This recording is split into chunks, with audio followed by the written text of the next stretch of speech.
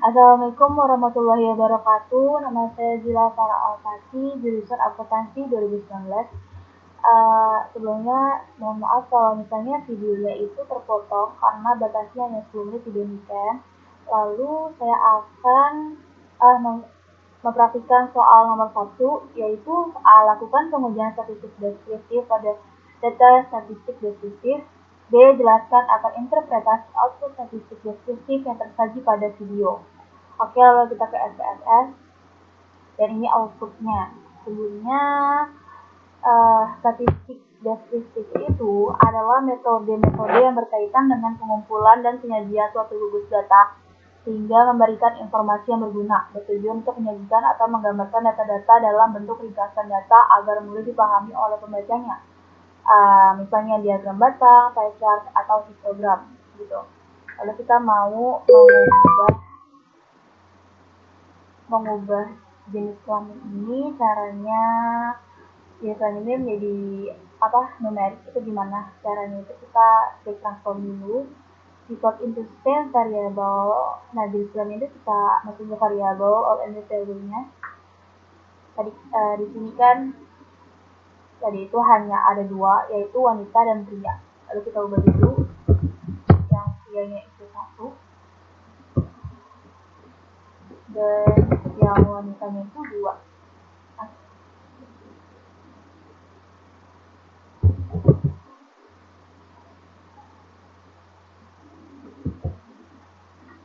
Nah, kita klik OK. Udah.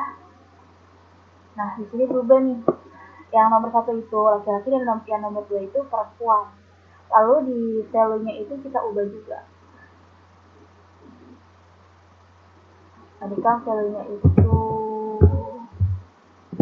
pria adalah 1. Value-nya 1. Value-nya itu pria. Yang kedua itu wanita.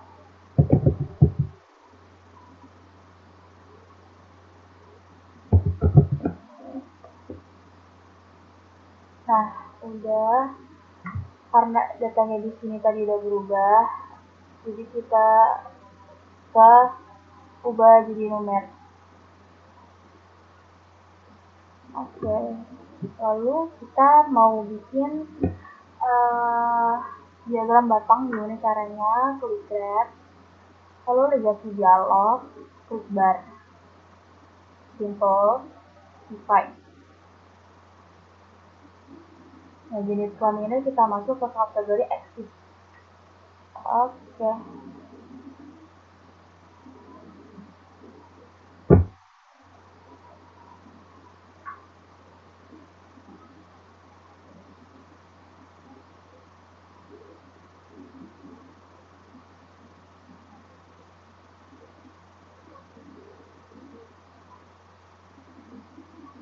Nah, ini output diagram batangnya udah keluar. Sebelumnya diagram batang itu adalah sebuah grafik statistik yang berisi irisan-irisan. Nah, kayak gini nih. Pria jumlahnya 8 dan wanita jumlahnya itu 7. Lalu, kita mau coba pie chart. Caranya itu klik analyze, klik grab, lalu legasi dialog, dan pie. Ininya data in chart area summary table of choice ya. Lalu jenis kelamin di device like by, klik OK. Nah, ini datanya udah keluar. Yang biru itu pria dan yang hijau itu wanita. Sebelumnya vector itu adalah grafik lingkaran yang dalamnya yang berupa irisan-irisan untuk menggambarkan proporsi numerik atau jenis kelamin gitu. Lalu kita mau nyoba uji data histogram.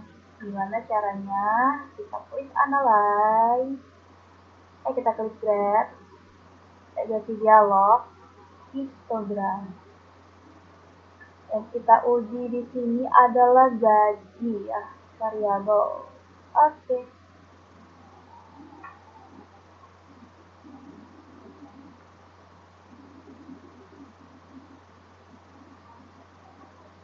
Nah, sebelumnya uji data histogram itu menggunakan variabel jenis datanya tersebar secara acak, kayak gaji gitu contohnya nih. Nah, di frekuensi 2, gajinya itu 160.000. Dan yang paling tertinggi itu frekuensinya ada 8, yaitu 200. Oke, lalu kita lanjut untuk uh, data deskriptifnya itu dengan cara quick analyze, deskripsi statistik, lalu deskriptif. Ini kita masukin semuanya. Optionnya ini sum checklist, standard deviation, minimal, maximal, variance, range, and mean. Sini itu variable list continue. Oke. Nah, ini udah keluar ya. Di sini itu jenis kelamin, usia, gajinya itu jumlah orang itu ada 15 dan validnya juga ada 15. Jadi semuanya itu valid. Nah, di jenis kelamin itu range 1, minimum 1, maksimum 2, dan rata-ratanya 1,47. Usia range itu 17, minimumnya 22, maksimumnya 39, dan rata-ratanya 31,27. Dan di gaji range-nya itu 85.000, di minimumnya 160.000, maksimumnya 24.145.000, dan di data-datanya segini gitu. Lalu kita mau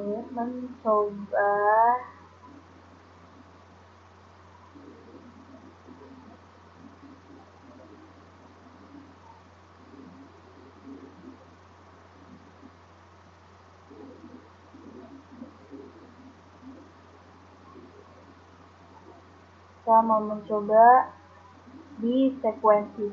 Caranya analyze deskripsi statistik dan lalu frekuensi. Kita masuk di oke.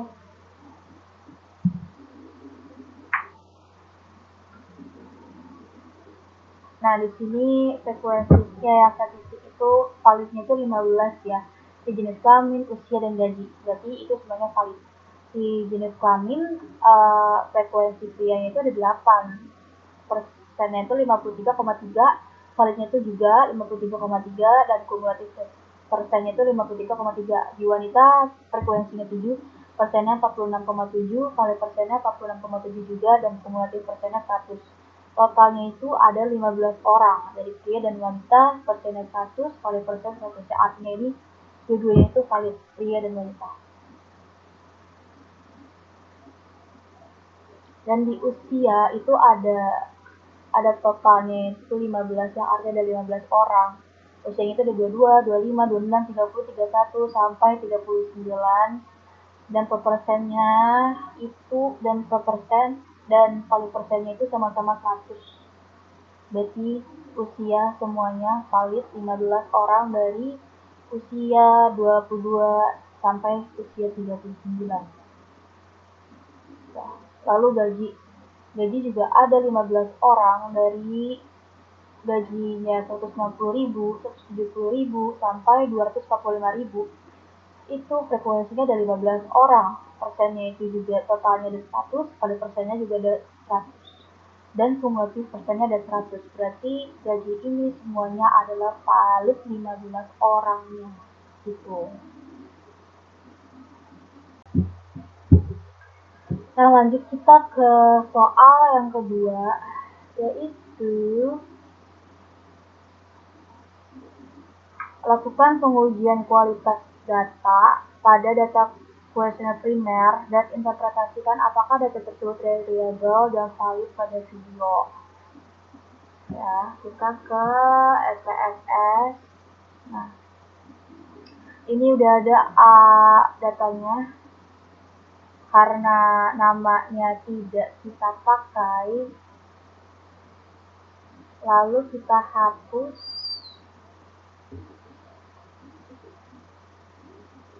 Karena yang kita butuhkan hanya angka. Nah, kita mau ngubah type-nya gender to string jadi numerik. Gimana? Di sini kan gendernya itu masih ada perempuan dan laki-laki. Jadi kita ubah ke transform, record into string variable, gender, old and new value. Value-nya itu kan tadi laki-laki ya.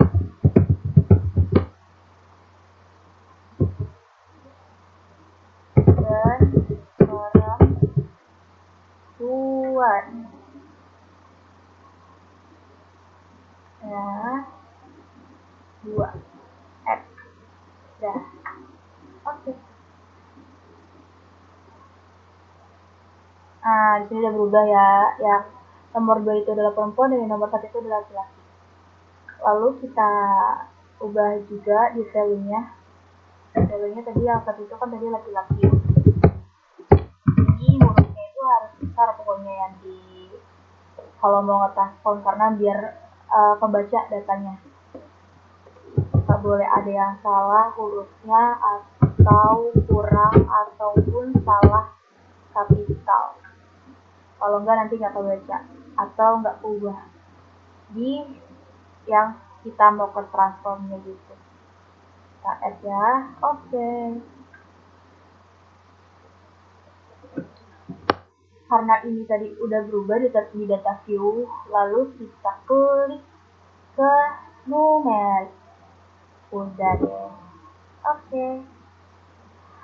Lalu kita mau lalu ini kan ada data B01 sampai B06.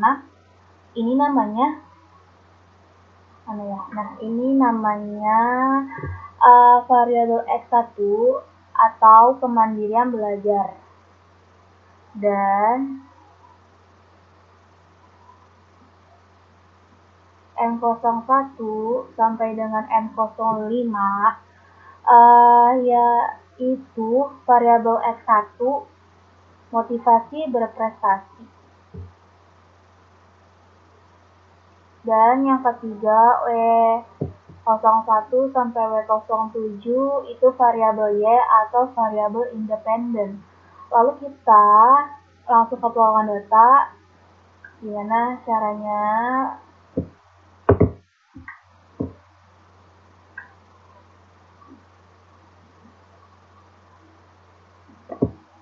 Kita langsung ke uji kualitas data ya, karena tadi gendernya itu kita udah ubah type-nya dari string ke numerik. Caranya yaitu klik analyze, lalu kita cari yang namanya scale dan reliable analysis. Nah, kita klik gitu ya. Tadi B01 sampai B05 dulu. B06. Di statistiknya itu kita checklist descriptive for-nya itu scale if item delete. Continue lalu klik OK. Nah, ini kan udah keluarnya outputnya. Kita lanjut lagi sampai data W07. Caranya sama, analyze, scale, reliable analysis. Ini kita redo dulu. Kita itu pokoknya. Nah, ini M01 sampai dengan M05. Nah, statistiknya itu masih sama, share if item delete. Oke. Udah keluar dan terakhir kita mau analyze W01 sampai dan F07, W07. Klik scale reliable analysis, ini juga di undo. Lalu kita input data W01 sampai dengan W07.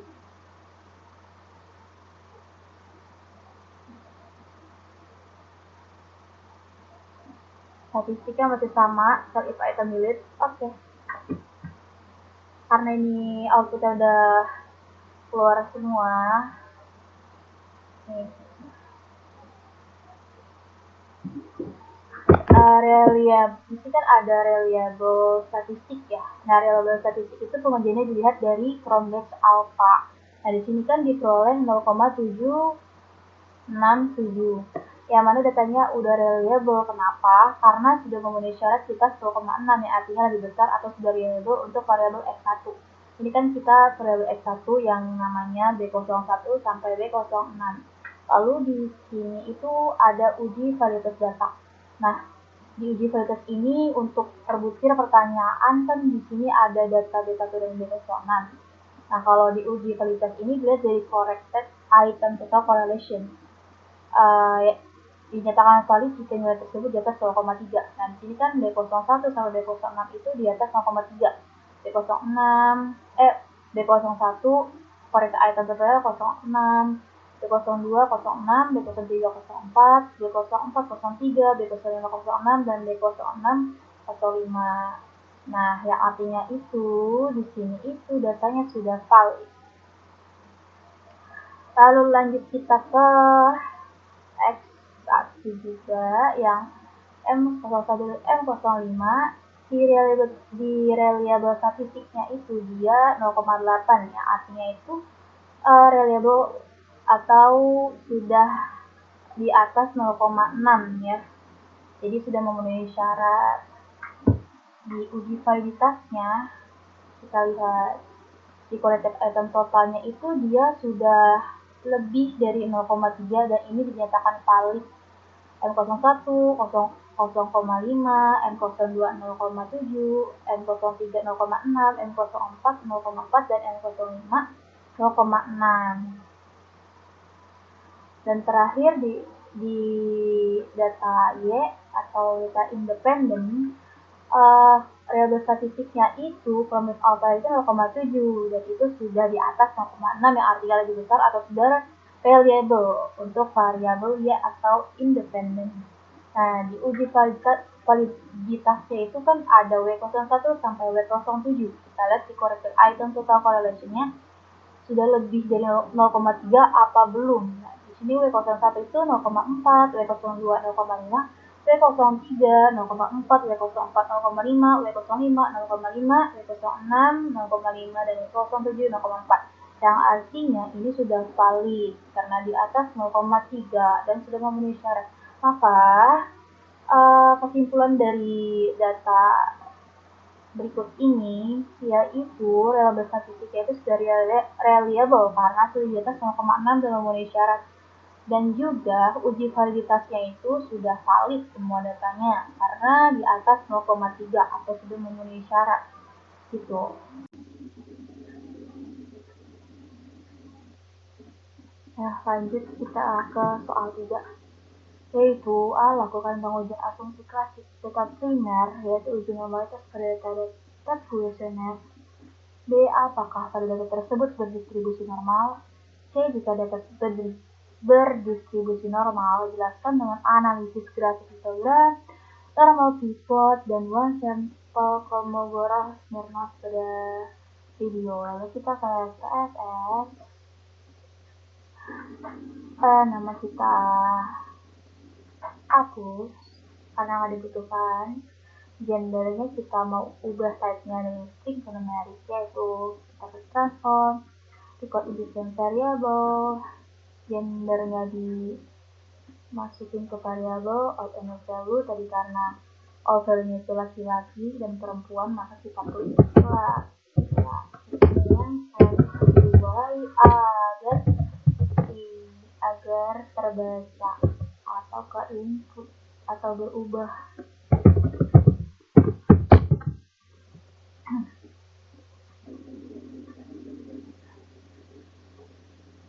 Ini filenya itu 2, add, continue.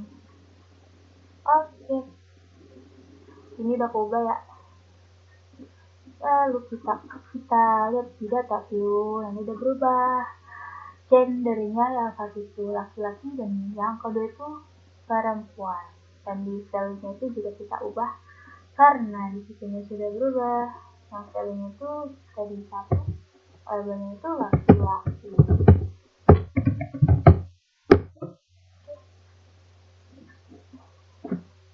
Terus di file labelnya itu 2, labelnya itu duluan. Itu guys. Oke. Lalu type-nya kita ubah, karena tadi sudah berubah dari segi nomor atau angka, kita ubah ke numerik. Oke. Lalu kita berubah kelas juga, type-nya dari string ke numerik. Caranya juga sama, yaitu klik transform, terus record into same variable. Gendernya itu kita undo dulu dan kita masukin kelas ke variabel.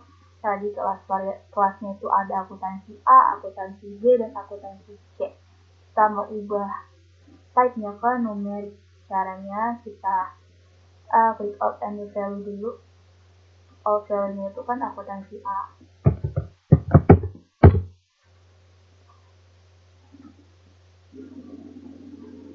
Ini bukan semua ya.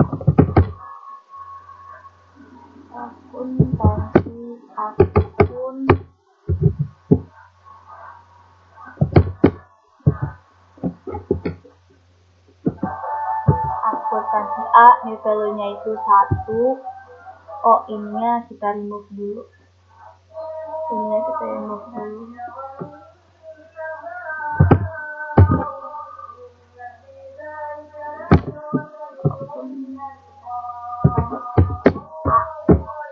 New value-nya itu 1. Add. Oke. Lanjut akuntansi.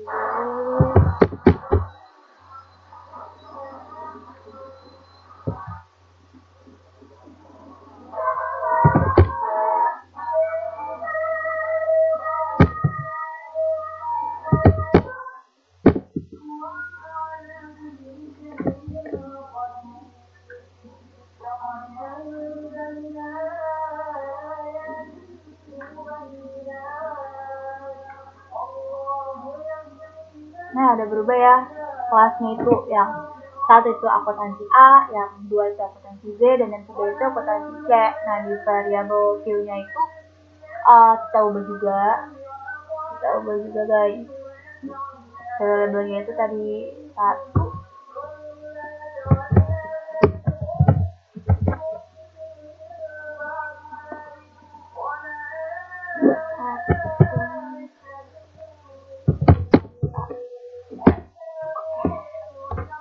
Di value labelnya 2.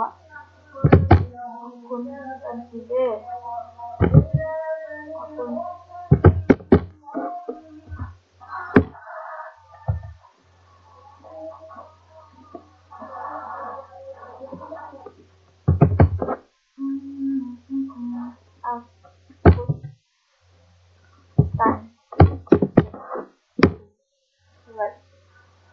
Oke. Karena itu tadi udah berubah nih di sininya jadi angka, lalu kita ubah type-nya ke numerik. Nah, kita mau ngetotalin nih B01 sampai B06 dan M01 sampai M05 dan W01 sampai W07. Caranya yaitu transform compute variable. Karena kita mau ngetotalin yang B01 sampai B06, maka di target variabelnya itu kita tulis total B.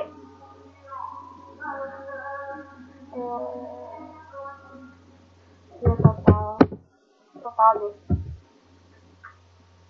Karena tadi spasi, karena biar kebaca. Nah, di function groupnya itu all. Nah, di function and special variabelnya kita cari yang sum. Nah, ini kita delete ya. Lalu kita masukin B01, dikasih koma agar terbaca, B02. Kok lemot? Ya, B02, koma, B03, koma, B04, koma, B05, dan B06. Lalu kita klik OK.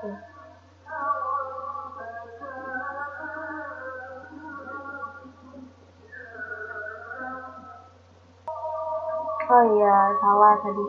Ini total B-nya itu tidak di strip karena ada nanti tinggal baca. Oke. Udah ke input ya di sini. Lalu kita lakukan hal yang sama, transform complete variable. Nah, di sini totalnya total M. Jadi kita hapus karena kita mau ngetotalin M01 sampai M05.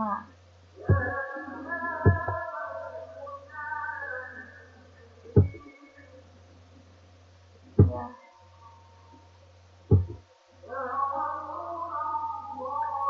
Oke. Terakhir kita totalin yang W01. Ini kita hapus juga.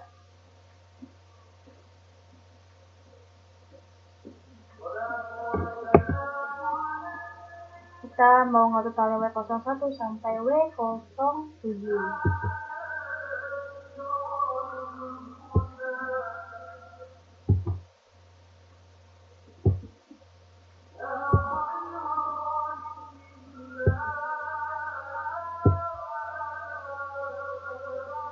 Oke. Nah, datanya itu sudah ke input di sini ya, total B, total M, dan total W. Gitu. Nah, di label total B itu kemandirian belajar, dan di label total M itu motivasi berprestasi, dan di label total W itu prestasi toxic publikasi proses SPSS. Jadi di measure total M itu kita ubah menjadi scale yang tadinya nominal. Habis itu kita langsung ke pengujiannya, lalu caranya gimana, lalu kita klik align, lalu regression, terus linear. Nah, di dependent itu kita masukin praktikum, ya prestasi praktikum. Lalu di independent itu kita masukin kemandirian belajar sama motivasi. Terus di plotnya itu kita checklist histogram dan normal probability plot. Kenapa? Karena kita mau lihat datanya normal atau enggak. Lalu kita klik continue, kita klik yang save. Residualnya kita checklistin standar digit ya. Lalu kita klik continue. Ini akan berikut untuk pengujian KS. Oke.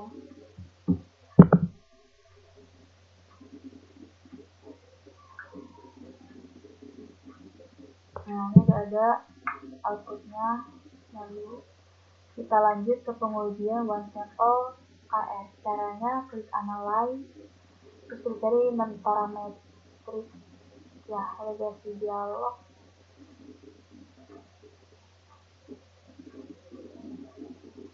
Legasi dialog, lalu one sample KS. Lalu kita masukin. Nah, di one sample Kolmogorov nya kita masukin test variable di sini yang standar digitnya kita masukin. Lalu kita klik off. Nah, oh ya, di tes distribusinya itu normal karena kita mau uji normalitas. Lalu klik OK. Nah ya.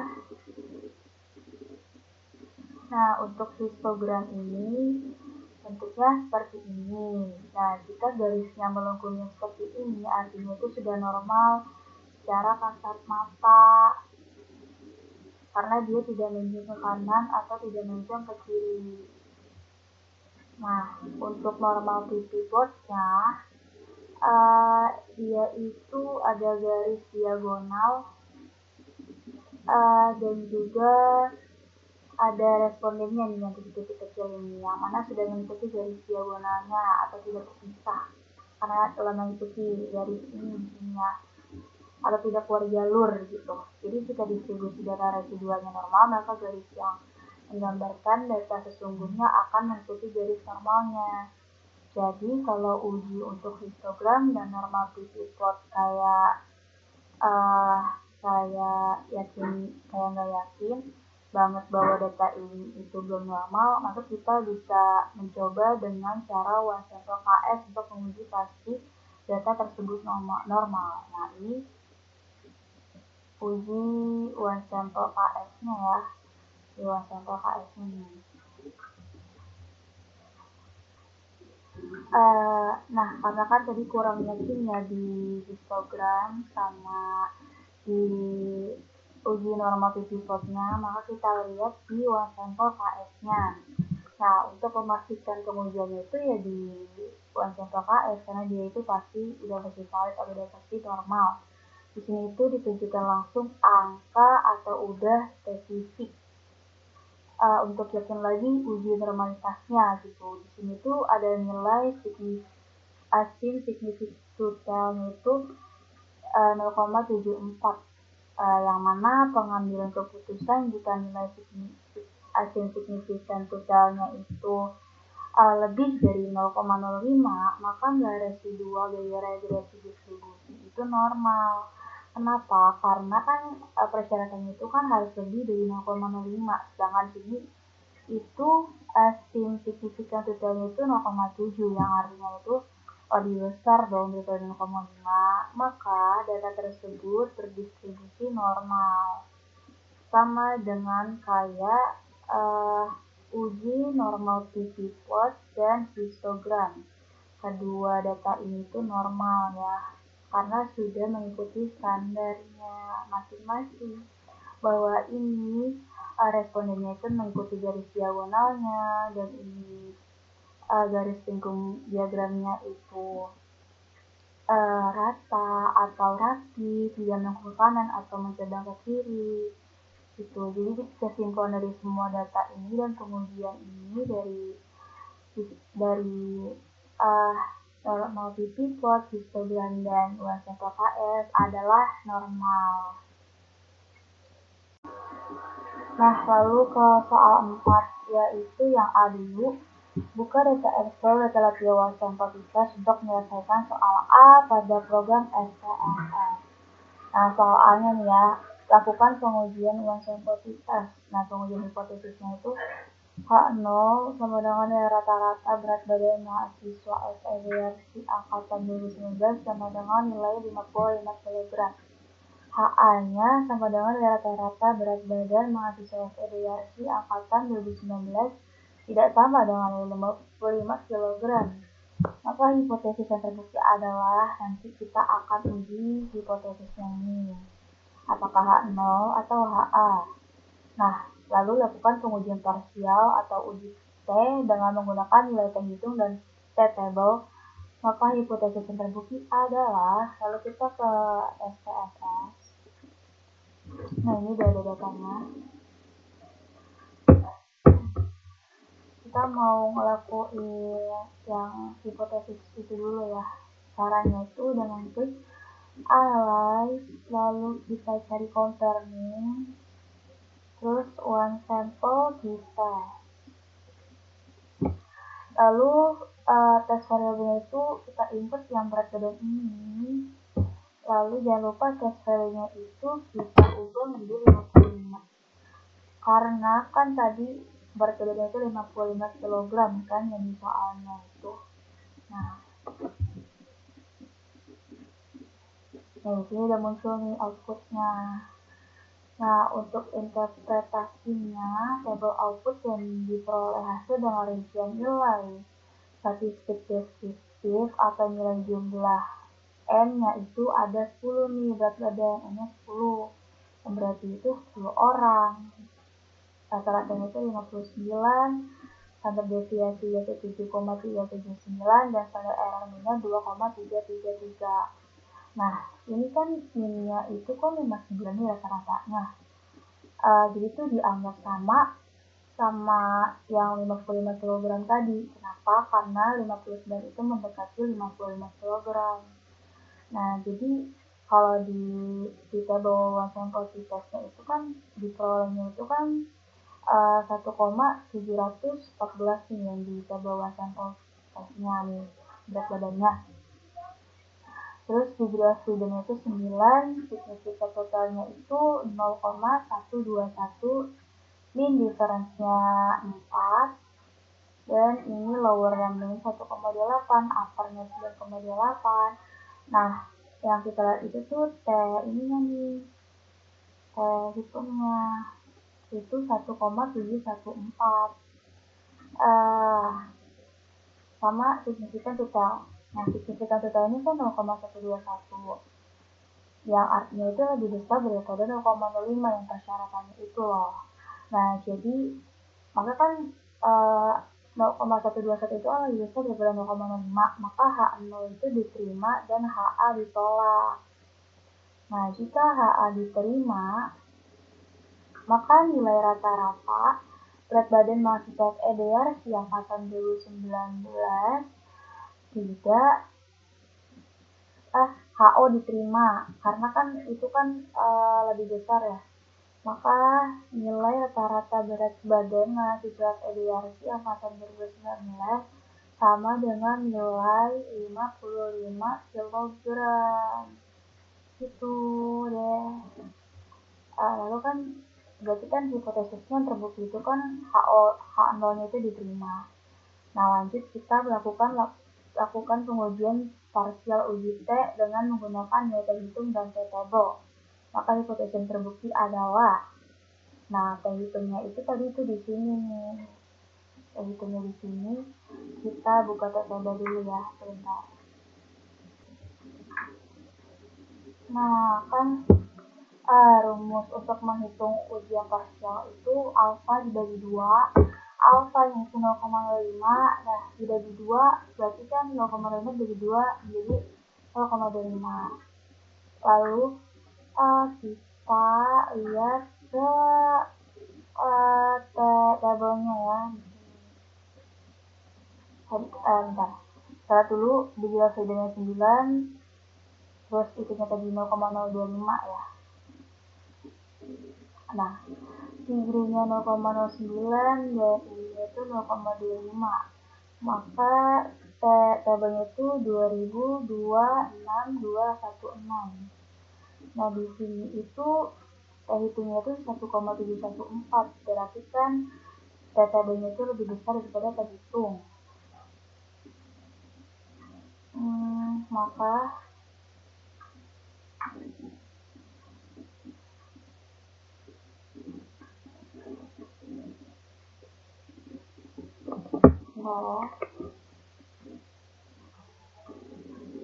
nah kan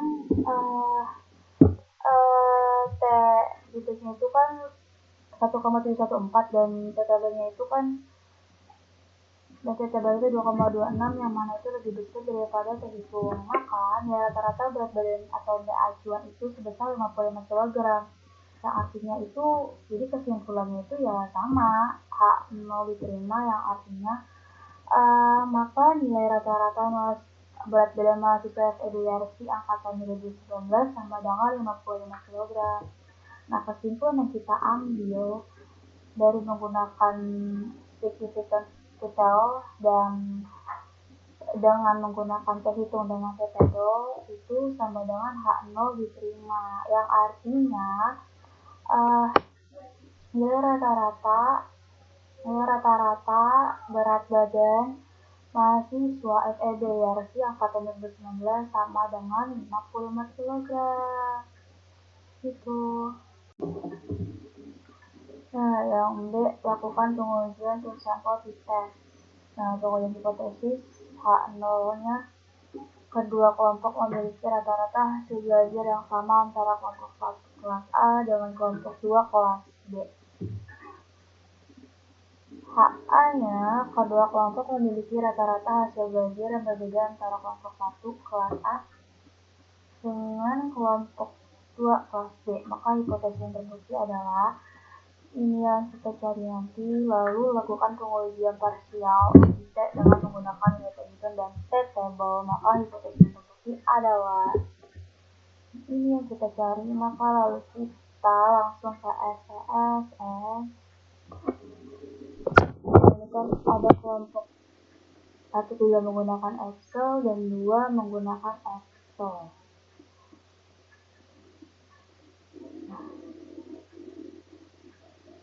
Lalu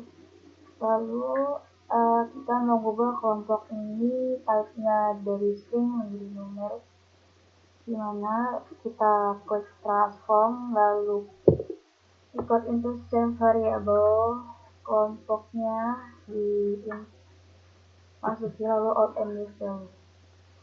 Out value-nya itu kan tadi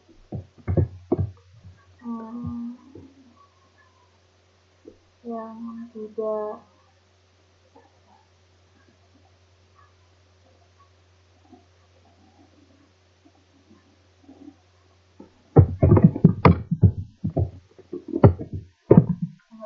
saya lihat dulu. Oh, bisa sih.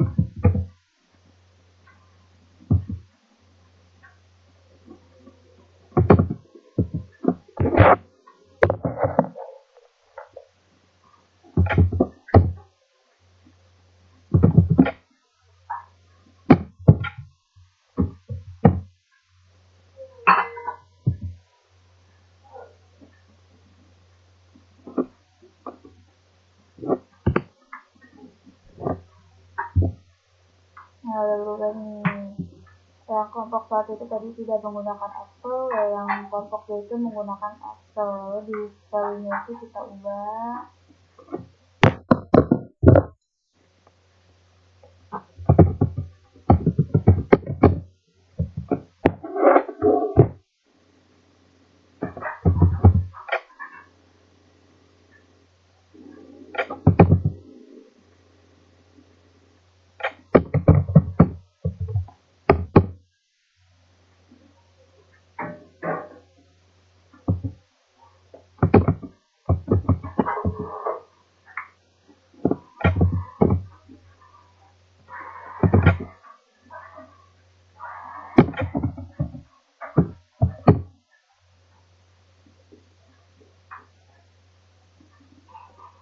Lalu kita ubah ke nomor.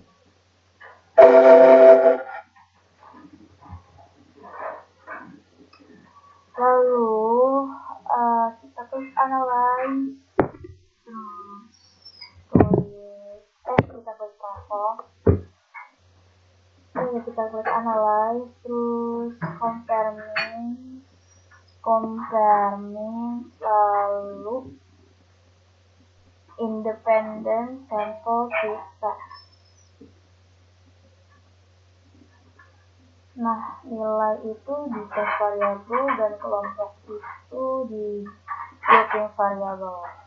Define grupnya itu grup 1 dan grup 2 continue dan grup 1. Nah, lalu muncul outputnya di sini. Nah, ini kelompok yang tidak menggunakan Excel itu minnya 82,27, standar deviasinya 7,658 dan standar error minus 1,977. Sedangkan yang menggunakan Excel itu minnya itu 88,60, standar deviasinya itu 6,663 dan standar error minus 1,720, yang berarti menggunakan Excel itu lebih bagus daripada tidak menggunakan Excel dilihat dari rata-ratanya. Lalu di independent sample test signifikan t-test itu 0,582. Terus nilai F-nya itu 0,310, T hitungnya itu min 2416, degree of freedom itu 28, ini 27,475, signifikannya itu 0,22 dan 0,23, terus min difference-nya sama-sama min 6,333. Standar error difference-nya juga sama 2,621. Lalu di lower-nya itu kalau equal variance estimate itu min 11,702 dan upper itu min 965. Lalu equal variance estimate itu di lowernya min 11,707 dan di upper min 960. Nah, lalu kita lagi ini kan kita signifikan totalnya itu kan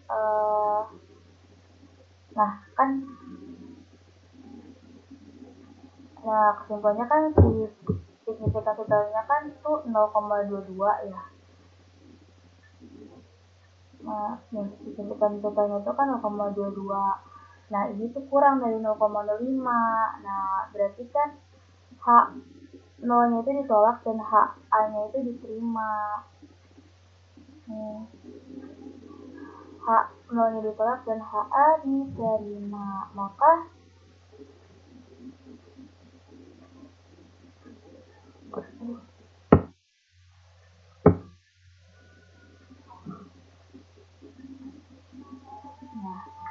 Maka kedua kelompok memiliki rata-rata hasil belajar yang berbeda antara kelompok 1 kelas A dan kelompok 2 kelas B.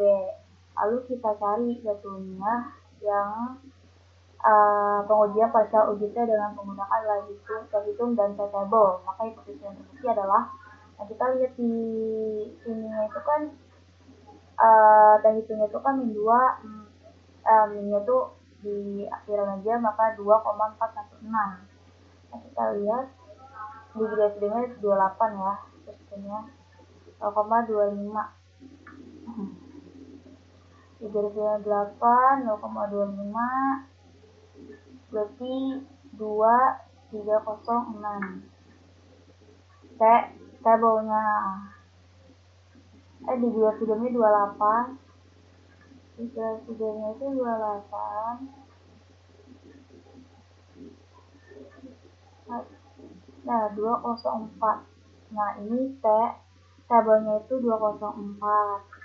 Sedangkan tadi T-hitungnya itu 2,4. Yang berarti kan T-hitung itu lebih besar daripada T-table. Jadi menunjukkan H0 itu ditolak dan HA diterima.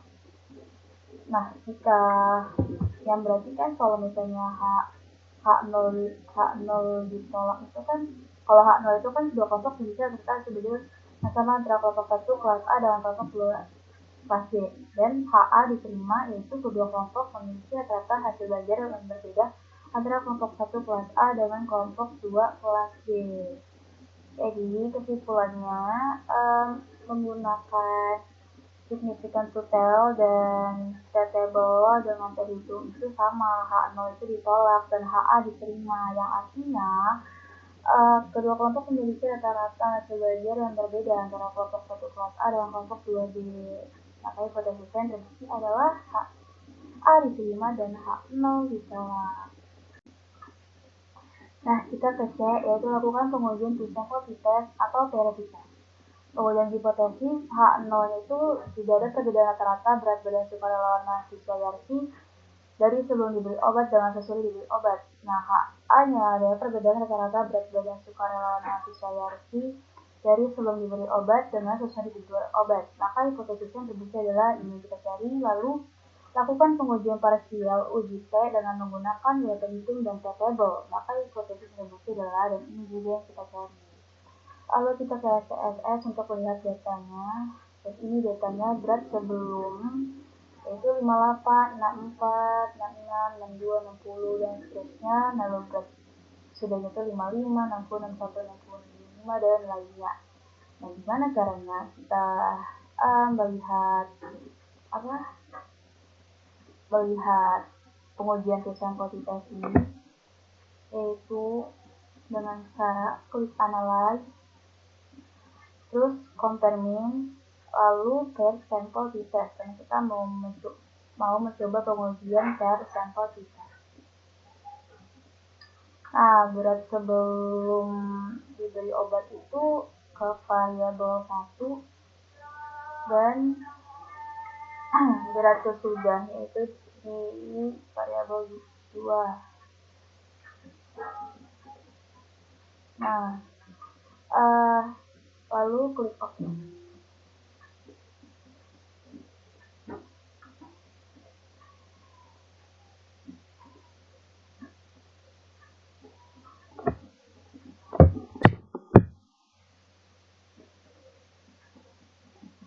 Udah lama ya.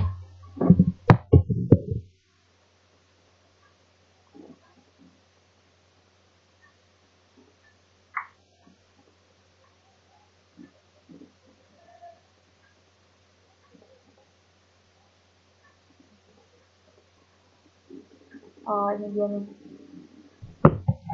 Nah, ini pada sampel berat sebelumnya itu nilainya itu 66,81 dan berat sesudah itu 61,94. Nah, N itu 16, yang rutin itu ada 16 pasien. Standar deviasi itu 6,656, yang berat sebelum dan berat sesudah itu 6,403. Berat sebelum standar LM-nya itu 1,664 dan berat sesudahnya itu standar LM-nya itu 1601. Nah, di per sampel correlation-nya itu berat sebelum dan berat sesudahnya itu ada 16 orang dan correlation itu 0,889 dan signifikansinya itu 0,000. Nah, di sini kita bisa lihat nih signifikannya itu 0,000 yang interpretasi itu dari hasil sampel KTC deskriptif yang ini signifikan 0,00 yang dapat disimpulkan bahwa lebih kecil daripada nilai probabilitasnya itu 0,05. Maka dapat disimpulkan adanya hubungan antara variabel sebelum dan sesudah diberi obat. Nah, kita lihat di sampel tesnya. Berat sebelum dan berat sesudah yaitu 4,875. Standar deviasinya itu 2,941, standar errornya itu 0,735, lowernya 3,308, uppernya 6,442, T hitungnya 6,630, degree hasilnya 15, dan signifikan totalnya itu 0,000, sama. Nah, di sini, kan signifikan totalnya itu kan ada di sini kan 0,00 yang artinya nilainya lebih kecil daripada probabilitasnya 0,05. Nah, artinya H0 ditolak dan HA diterima. Nah, kalau H0 ditolak dan H diterima, yang artinya berarti kan HA-nya aja yang diterima, maka ada perbedaan rata-rata berat badan sukarelawan mahasiswa Yarsi dari sebelum diberi obat dengan setelah diberi obat. Nah, hipotesisnya itu HA-nya diterima nih di pengujian hipotesisnya. Lalu kita ke pengujian partial uji T dengan menggunakan metode hitung dan table.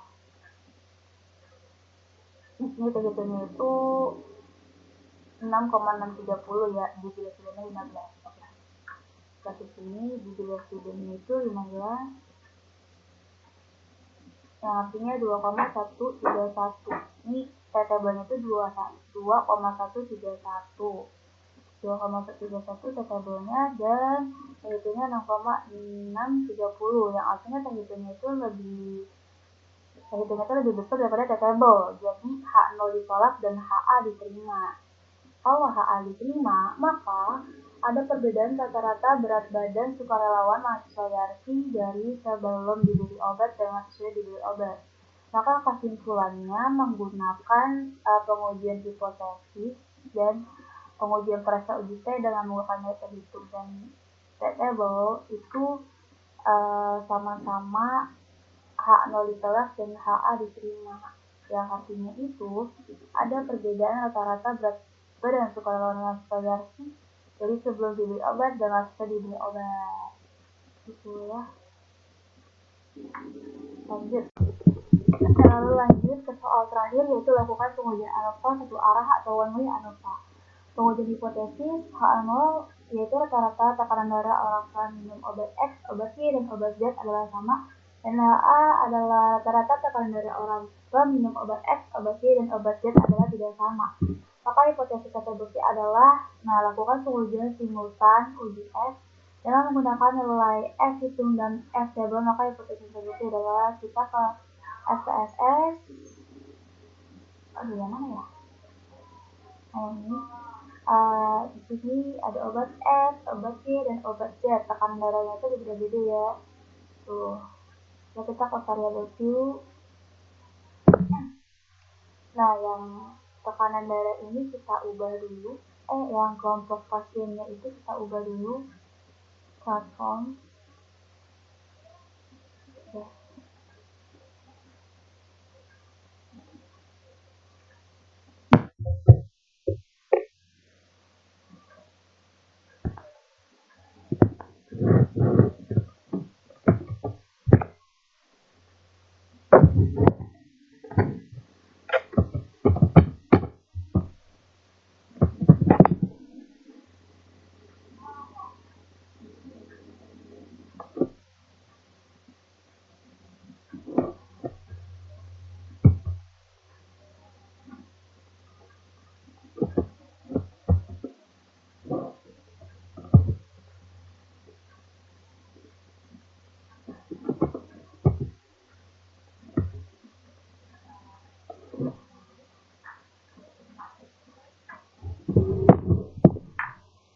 Dari PW-nya itu kita ubah juga ya. Di satu itu obat X, 2 obat Y, dan 3 adalah obat Z. Oke, lalu di sini karena di data ini sudah berubah, kelompok pasiennya yang satu itu obat X, dan kelompok pasien 2 itu obat Y, dan kelompok pasien 3 itu adalah obat Z. Nah, jadi di sini type-nya itu string kita ubah menjadi numerik. Lalu kita akan melakukan pengujian one-way ANOVA dengan cara klik analyze, lalu kita cari compare means, lalu kita klik one-way ANOVA. Nah, tekanan darahnya itu di dependent list ya. Lalu kelompok pasiennya itu di faktor. Lalu kita klik option. Nah, di statistik itu kita klik descriptive dan homogeneity. Nah, missing value-nya itu tetap exclude physics analysis by analysis. Klik continue. Oke.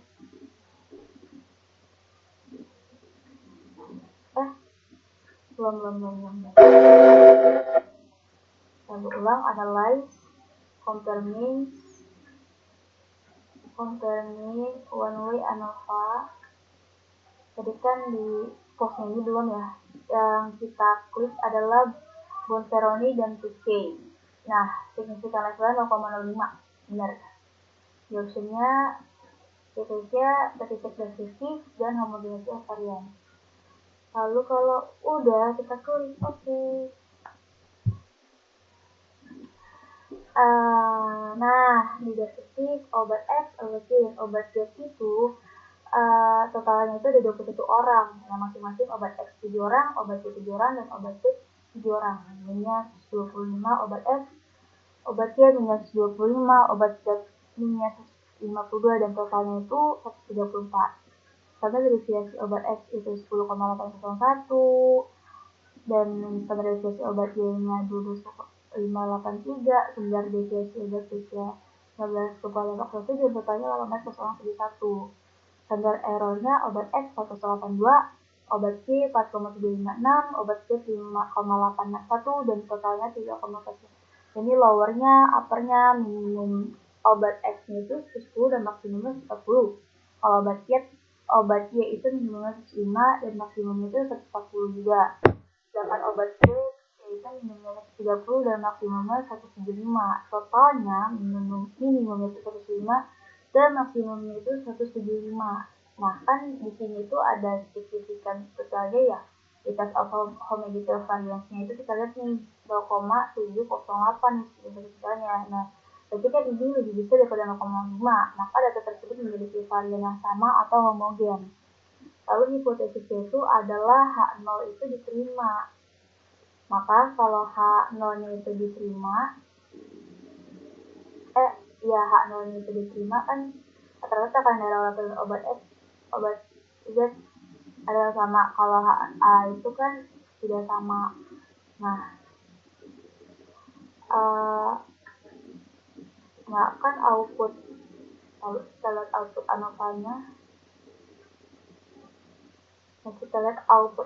ANOVA-nya, itu kan signifikannya itu kan 0,001, yang berarti itu lebih kecil daripada 0,05, yang artinya H0 itu ditolak dan HA diterima. Jika H0 ditolak pada HA diterima, maka kan HA itu yang diterima. Maka HA ya adalah rata tekanan darah orang tua minum obat X, obat Y, dan obat Z adalah tidak sama. Maka hipotesis tersebut adalah HA diterima. Nah, keputusan yang diambil menggunakan HA tadi, yaitu ketiga varian obat X, obat Y, dan obat Z memberikan efek tekanan darah terhadap pasien yang berbeda juga. Nah, kan F-nya itu kan 10,005 dan degree of freedom-nya itu 2. Nah, waiting group-nya itu 3092, segini 857, dan waiting group-nya 343095. Nah, kita lihat nih, yang pembilangnya itu dibagi penyebut. Yang pembilang itu between group. Nah, yang artinya degree of freedom itu 2. Dan yang penyebut itu waiting group, yang artinya degree of freedom itu 18. Maka dibagi 2 dibagi 18 sama dengan 3,35. Nah, jadi kita lihat nih.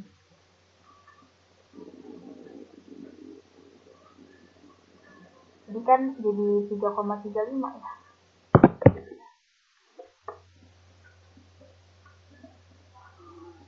Bukan sih. Nah, pokoknya kan bitnya itu 2 dan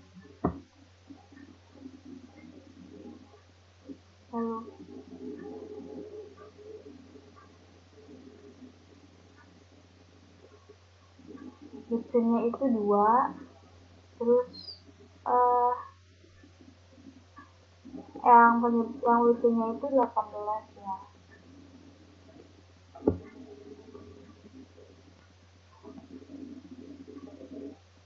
Yang artinya itu 3,55.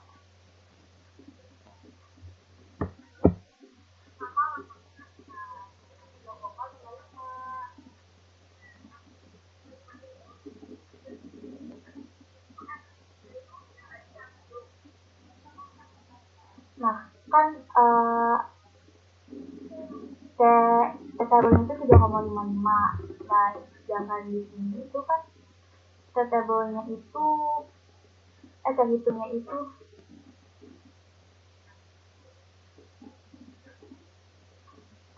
itu 10,005. Maka T-table itu lebih kecil daripada T-hitung.